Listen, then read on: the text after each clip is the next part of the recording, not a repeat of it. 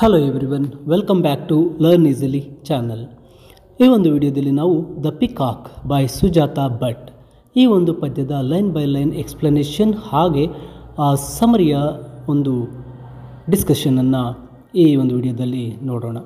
Sujata ಭಟ್ರವರು the peacock ಈ ಒಂದು ಪದ್ಯದ ಮೂಲಕ ನವಿಲಿನ ಒಂದು ಸೌಂದರ್ಯದ ಬಗ್ಗೆ ವರ್ಣಿಸ್ತಾ ಇದ್ದಾರೆ. ನವಿಲು ಕೂಗಿನ ಬಗ್ಗೆ ಹೇಳ್ತಾ ಇದ್ದಾರೆ. ಹಾಗೆ ಆ ನವಿಲಿನ ಕೂಗು ಹೇಗೆ ನಮ್ಮ ಒಂದು ಕಾನ್ಸಂಟ್ರೇಷನನ್ನು ಡಿಸ್ಟ್ರ್ಯಾಕ್ಟ್ ಮಾಡುತ್ತೆ ಅಂತಕ್ಕಂಥದ್ದನ್ನು ಈ ಪದ್ಯದಲ್ಲಿ ತಿಳಿಸ್ಕೊಡ್ತಾ ಇದ್ದಾರೆ.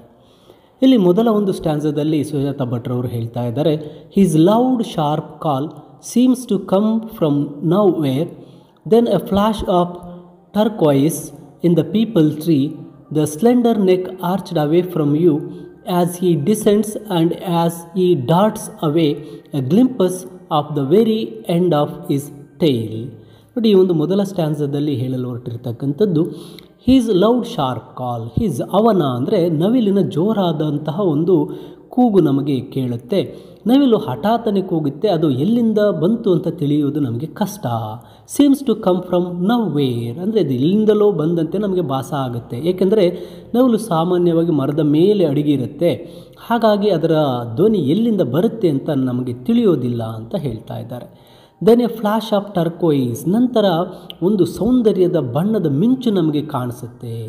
ಆ ನವಿಲಿನ ವಿಶಿಷ್ಟ ನೀಲಿ ಬಣ್ಣವು ಆ ಹಸಿರು ಮರದ ಎಲೆಗಳ ಒಂದು ಹಿನ್ನೆಲೆಯಲ್ಲಿ ನಮಗೆ ತಟ್ಟನೆ ಕಾಣಿಸುತ್ತೆ. ಇನ್ ದ ಪೀಪಲ್ ಟ್ರೀ, ಒಂದು ಆಲದ ಮರದಲ್ಲಿ ನವಿಲು ಮರದ ತುದಿಗೆ ಹಾರಲು ಹೋಗಿರುತ್ತೆ, ಆ ತುದಿಯಲ್ಲಿ ಕೂತಿರುತ್ತೆ. ಅದರ ಒಂದು ಹಸಿರು ಬಣ್ಣದ ಎಲೆಗಳ ಜೊತೆಯಲ್ಲಿ ಅದರ ನೀಲಿ ಹಸಿರಿನ ಬಣ್ಣದ ಸೌಂದರ್ಯ ನಮಗೆ ಕಾಣುತ್ತೆ. The slender neck arched away from you ಅಂದರೆ ಅದರ ಒಂದು ತೆಳ್ಳನೆಯ ಒಂದು ಕುತ್ತಿಗೆಯನ್ನು ನಮ್ಮಿಂದ ದೂರ ತಿರುಗಿಸುತ್ತೆ ಅಂತ. ಮನುಷ್ಯರನ್ನು ನೋಡಿದಾಗ ನವಿಲುಗಳೇನಾಗುತ್ತೆ, ಮನುಷ್ಯರಿಂದ ದೂರ ಸರಿತವೆ. As he descends and as he darts away, ಆ ಮರದಿಂದ ಕೆಳಗೆ ಇಳಿದಂತೆ ಅದು ವೇಗವಾಗಿ ಓಡೋಗುತ್ತೆ. ನವಿಲು ಮನುಷ್ಯನನ್ನು ನೋಡಿದಾಗ ಅದು ವೇಗವಾಗಿ ಚಲಿಸುತ್ತೆ. A glimpse of the very end of his tail, ಅದರ ಬಾಲದ ಒಂದು ತುದಿಯ ನೋಟ ಮಾತ್ರ ನಮಗೆ ಸಿಗುತ್ತೆ. ಅಂದರೆ ನವಿಲು ಎಷ್ಟು ವೇಗವಾಗಿ ಹೋಗುತ್ತೆ ಅಂದರೆ ಅದರ ಬಾಲದ ತುದಿ ಮಾತ್ರ ನಮಗೆ ಕಾಣಿಸುತ್ತೆ ಅಂತ ಮೊದಲನ ಒಂದು ಸ್ಟ್ಯಾನ್ಸದಲ್ಲಿ ಹೇಳ್ತಾ ಇದ್ದಾರೆ. ಇನ್ನು ಎರಡನೇ ಸ್ಟ್ಯಾನ್ಸಾಗೆ ಬಂದಾಗ, I was told that you have to sit in the veranda and read a book, preferably one of your favourites, with great concentration. The moment you begin to live inside the book, a blue shadow will fall over you. ನೋಡಿ, ಈ ಎರಡನೇ ಸ್ಟ್ಯಾನ್ಸದಲ್ಲಿ ಹೇಳ್ತಾ ಇದ್ದಾರೆ, I was told, ನಾನು ನಿಮಗೆ ಹೇಳ್ತಾ ಇದ್ದೇನೆ, ನವಿಲನ್ನು ನೋಡಲು ನೀವು ವರಂಡದಲ್ಲಿ ಕುಳಿತುಕೊಂಡಿರಬೇಕು.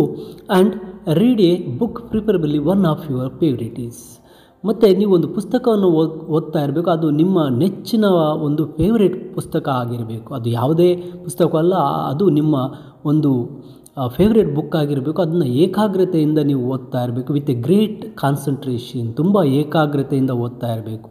The moment you begin to live inside the book, ನೀವು ತುಂಬ ಏಕಾಗ್ರತೆಯಿಂದ ಓದ್ತಾ ನೀವು ಆ ಪುಸ್ತಕದ ಒಳಗಡೆ ಆ ಪ್ರತಿಯೊಂದು ಕ್ಷಣವನ್ನು ಆನಂದಿಸಲು ಅಥವಾ ಸಂಪೂರ್ಣವಾಗಿ ಏಕಾಗ್ರತೆಯಿಂದ ಓದಿಸಲು ಪ್ರಾರಂಭಿಸಿದಾಗ a blue shadow will fall over you, ಒಂದು ನೀಲಿ ನೆರಳು ನಿಮ್ಮ ಮೇಲೆ ಬೀಳುತ್ತೆ. ಅಂದರೆ ಇದು ನವಿಲು ನಿಮಗೆ ಹತ್ತಿರ ಬರುತ್ತೆ ಅಂತಕ್ಕಂಥದ್ದನ್ನು ಹೇಳ್ತಾ ಇದ್ದಾರೆ.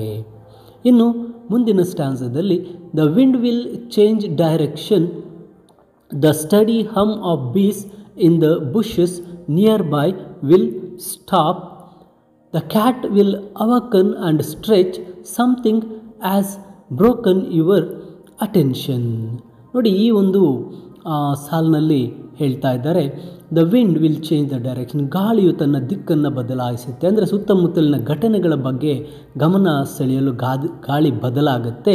ದ ಸ್ಟಡಿ ಹಮ್ ಆಫ್ ಬೀಸ್, ಹತ್ತಿರದ ಪೊದೆಗಳಲ್ಲಿ ನಮಗೆ ಜೇನುನೊಣಗಳ ಒಂದು ಧ್ವನಿ ನಮಗೆ ಕೇಳುತ್ತೆ. ಇನ್ the bushes nearby will stop, ಅಂದರೆ ಆ ಒಂದು ಪೊದೆಗಳಲ್ಲಿರ್ತಕ್ಕಂಥ ಜೇನುನೊಣಗಳ ಒಂದು ಗುನುಗುಣಿಸುವಂತಹ ಸೌಂಡ್ ಸಹ ನಿಂತೋಗುತ್ತೆ. ಅಂದರೆ ಇದು ಈ ಸಾಲಿನ ಅರ್ಥ, ಇಡೀ ಸ್ಥಳವು ಶಾಂತವಾಗುತ್ತೆ. The cat will awaken and stretch, ಬೆಕ್ಕು ಎಚ್ಚರಗೊಂಡು ಮೈ ಚಾಚುವಂತೆ. Something has broken your attention, ಅಂದರೆ ನವಿಲಿನ ಧ್ವನಿಯು ಬೆಕ್ಕಿನ ಧ್ವನಿಯಂತೆ ಕೇಳಿಸುತ್ತೆ, ಇದು ನಮ್ಮ ಗಮನ ಸೆಳೆಯುತ್ತೆ.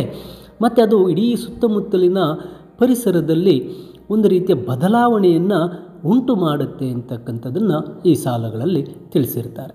ಇನ್ನು ಮುಂದಿನ ಸ್ಟ್ಯಾನ್ಸಾಗೆ ಬಂದಾಗ, and if you look up in time you might see the peacock turning away as he gathers his tail the shut those dark glowing eyes violet fringed with golden amber.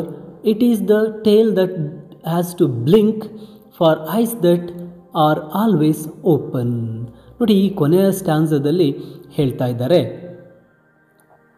Something has broken your attention. ನೀವು ತುಂಬ ಕಾನ್ಸಂಟ್ರೇಷನ್ನಿಂದ ಓದ್ತಾ ಇರಬೇಕಾದ್ರೆ ಆ ಒಂದು ಸಮಯದಲ್ಲಿ ನಿಮ್ಮ ಒಂದು concentration, ನಿಮ್ಮ ಗಮನವನ್ನು ಅಲ್ಲಿ ಒಂದು ಭಂಗಗೊಳಿಸಲಾಗುತ್ತೆ. ಅಂದರೆ ಇಡೀ ಸುತ್ತಮುತ್ತಲಿನ ಪರಿಸರದಲ್ಲಿ ಬದಲಾವಣೆ ಉಂಟಾಗುತ್ತೆ. And if you look up in time, ಅಂದರೆ ನೀವು ಸಮಯಕ್ಕೆ ಸರಿಯಾಗಿ ನೋಡಿದರೆ, ಯಾವುದೇ ಟೈಮನ್ನು ನೀವು ಅಲ್ಲಿ ವೇಸ್ಟ್ ಮಾಡದೆ, ವಿಳಂಬ ಮಾಡದೆ ಸರಿಯಾಗಿ ನೋಡಿದರೆ ನಿಮಗೆ ಆ ನವಿಲು ತನ್ನ ಬಾಲವನ್ನು ಸೇರಿಸಿಕೊಂಡು ತಿರುಗು ಹೋಗುವುದನ್ನು ನೀವು ನೋಡ್ಬೋದು. You might see the peacock turning away as he gathers his tail. ಅಂದರೆ ಆ ನವಿಲು ತನ್ನ ಬಾಲವನ್ನು ಸೇರಿಸಿಕೊಂಡು ಆ ಕಡೆ ಹೋಗ್ತಕ್ಕಂಥದ್ದನ್ನು ನೀವು ನೋಡಬಹುದು. ನವಿಲು ತನ್ನ ಗರಿಗಳನ್ನು ಒಟ್ಟಾಗಿ ಸೇರಿಸಿ ಸುಂದರವಾಗಿ ತಿರುಗಿ ಓಡುವುದನ್ನು ನೀವು ನೋಡ್ಬೋದು ಅಂತ ಹೇಳ್ತಾರೆ.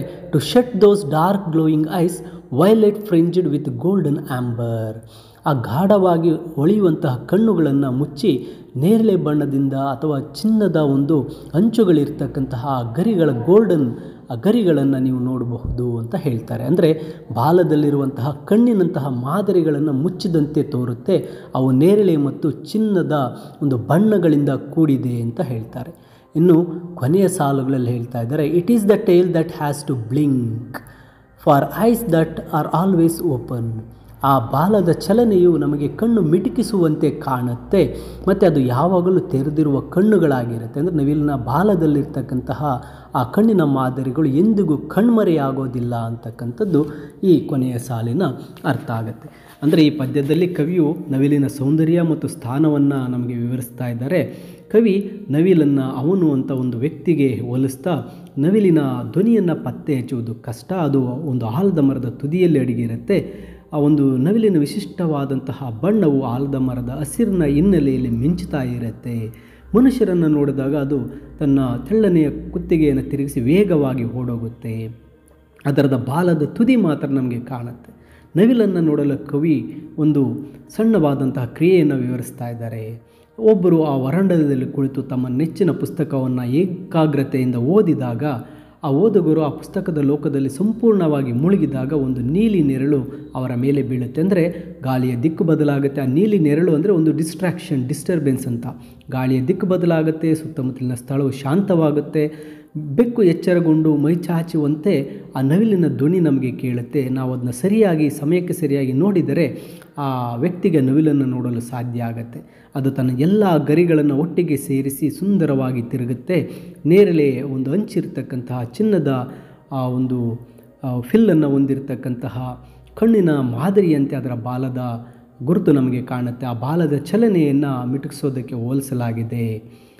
ಮತ್ತು ಆ ಬಾಲದ ಮಾದರಿಗಳು ಎಂದಿಗೂ ಕಣ್ಮರೆಯಾಗೋದಿಲ್ಲ ಅಂತ. ಆ ವ್ಯಕ್ತಿ ಆತ್ಮದೊಳಗೆ ಆಳವಾಗಿ ಹರಡಿರ್ತಕ್ಕಂಥ ಪ್ರಕಾಶಮಾನವಾದ ಆನಂದವನ್ನು ಪಡಿತಾನೆ ಮತ್ತು ಅಂತಹ ಸೌಂದರ್ಯದ ಉಪಸ್ಥಿತಿಯಲ್ಲಿ ಪಡೆಯುವ ಶಾಂತತೆಯನ್ನು ಅನುಭವಿಸ್ತಾನೆ ಅಂತ ಹೇಳ್ತಾರೆ. ಈ ದೃಶ್ಯದ ವಿವರಣೆ ನವಿಲಿನ ದರ್ಶನವನ್ನು ಪಡೆಯುವುದು ಎಷ್ಟು ಕಷ್ಟ ಎಂಬುದು ನಮಗೆ ತೋರಿಸುತ್ತೆ. ಪಕ್ಷಿಯ ಪ್ರಾಮುಖ್ಯತೆ ಬಗ್ಗೆ ಇಲ್ಲಿ ಒತ್ತಿ ಹೇಳ್ತಾ ಇದ್ದಾರೆ. ಏಕೆಂದರೆ ನವಿಲುಗಳು ಸೂಕ್ಷ್ಮ ಪವಿತ್ರ ಪಕ್ಷಿಗಳಾಗಿದೆ. ಅವು ಸಾಮಾನ್ಯವಾಗಿ ನಮ್ಮ ಒಂದು ಜಗತ್ತಿನಲ್ಲಿ ಕಾಣಿಸೋದಿಲ್ಲ. ಭಾರತೀಯರು ಅವುಗಳನ್ನು ಸ್ವರ್ಗೀಯ ಮತ್ತು ಸೌಂದರ್ಯ ಮತ್ತು ಶಕ್ತಿಯ ಸಂಕೇತಗಳಿಂದ ಪರಿಗಣಿಸ್ತಾ ಇರ್ತೇವೆ. ಆ ರೀತಿಯಾಗಿ ಆ ನವಿಲನ್ನು ಈ ಒಂದು ಪದ್ಯದಲ್ಲಿ ಸುಜಾತಾ ಭಟ್ರವರು ವರ್ಣಿಸಿರುತ್ತಾರೆ. ಮೈ ಡಿಯರ್ ಸ್ಟೂಡೆಂಟ್ಸ್, ಈ ಕನ್ನಡದ ಎಕ್ಸ್ಪ್ಲನೇಷನ್ನೊಂದಿಗೆ ಇಂಗ್ಲೀಷ್ ಸಮರಿಯ PDF ವಿಡಿಯೋದ ಡಿಸ್ಕ್ರಿಪ್ಷನ್ನಲ್ಲಿದೆ, ಡೌನ್ಲೋಡ್ ಮಾಡಿಕೊಳ್ಳಬಹುದಾಗಿರುತ್ತೆ. ಹೆಚ್ಚಿನ ವಿಡಿಯೋಗಳಿಗಾಗಿ ತಪ್ಪದೆ ಲರ್ನ್ ಈಸಿಲಿ ಚಾನಲ್ಗೆ ಸಬ್ಸ್ಕ್ರೈಬ್ ಮಾಡಿ ಅಂತ ತಿಳಿಸುತ್ತಾ ಎಲ್ಲರಿಗೂ ಧನ್ಯವಾದಗಳು.